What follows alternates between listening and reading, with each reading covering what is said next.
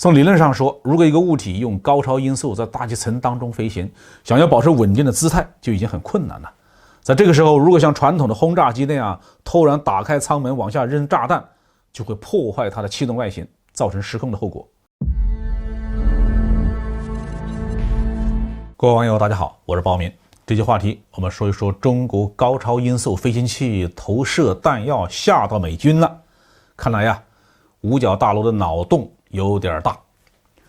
11月22号啊，英国的《金融时报》采访了美国国防高级研究计划局 DARPA 的专家，因为这个 DARPA 发布了一份新的报告，说中国在2020年的一次试验中试飞了具有核轰炸能力的高超音速滑翔飞行器。说这台飞行器啊，在大气层中飞行的时候，还投放了某种有效载荷。按照报道的说法，五角大楼的科学家遭到沉重打击，猝不及防，因为当他接近目标的时候，以至少5倍的音速飞行。看来呀，这次实验的关键是中国测试这架飞行器在高超音速飞行过程当中呢，投射了一个物体。按照美国方面的说法，国防高级研究计划局的专家们不知道这件事是怎么实现的，所以呢，中国在这种战略性技术上又领先美国了。我想说的是，小孩子装纯洁是一件很可爱的事情，而一群绞尽脑汁要打仗的人把自己伪装成小清新，就有点说不过去了。如何从一个高超音速飞行器上投射弹药，难道美国的这些军事专家们真的不知道不懂吗？早在上个世纪的60年代，美国军方就考虑研制一种叫做 X-20 的轨道轰炸机。这种轨道轰炸机的外形看起来和后来的航天飞机有几分相似，和美国这个色拉宇航公司正在研制的追梦者航天飞机是一模一样。也就是说，在那个时候，美国军方就已经在考虑怎么从高超音速飞行器上扔炸弹下来了。从理论上说，如果一个物体用高超音速在大气层当中飞行，想要保持稳定的姿态就已经很困难了。在这个时候，如果像传统的轰炸机那样突然打开舱门往下扔炸弹，就会破坏它的气动外形，造成失控的后果。但是假如这台飞行器并不是飞行在大气层里面呢？如果它飞到了宇宙空间，进入到了空气非常稀薄的高度，这个时候不管怎么改变它的外形，都不会引起严重的气动外形的破坏了。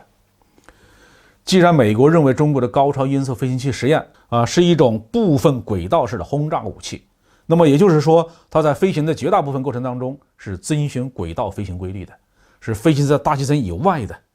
在这种情况下，打开舱门分离一个物体有什么做不到的呢？另外，就算是这个物体在大气层内高速飞行，不改变气动外形，也可以把弹药投射出来。在冷战时期啊，美国曾经装备过一种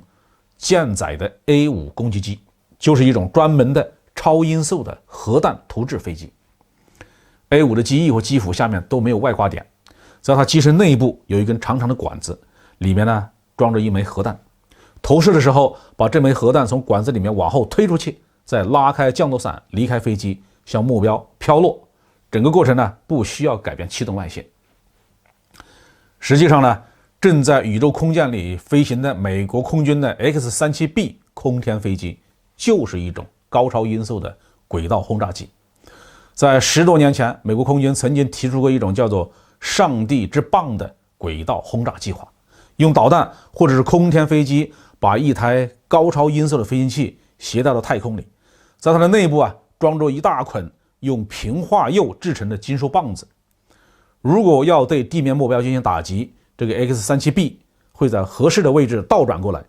把肚子朝向宇宙，把后背朝向地球，然后打开背部的舱门，把高超音速飞行器释放出来。然后到达恰当的高度之后，这个平滑铀的棒子就会被释放出来，以极高的速度向目标飞行。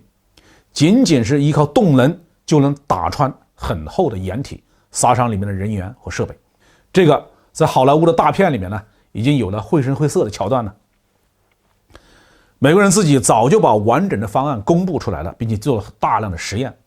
此时此刻突然对全世界说自己不知道中国是怎么做到的，这不是开玩笑吗？实际上没有任何证据表明中国的这一次可回收型的飞行器实验是按照轨道式的轰炸机来设计的。也没有人能够证明它真的是所谓的轨道式的轰炸武器。美国军方反反复复的炒作这个概念，无非是希望从国会那里弄到一笔巨款，自己好继续来研制太空轰炸系统。好，这句话就说到这里。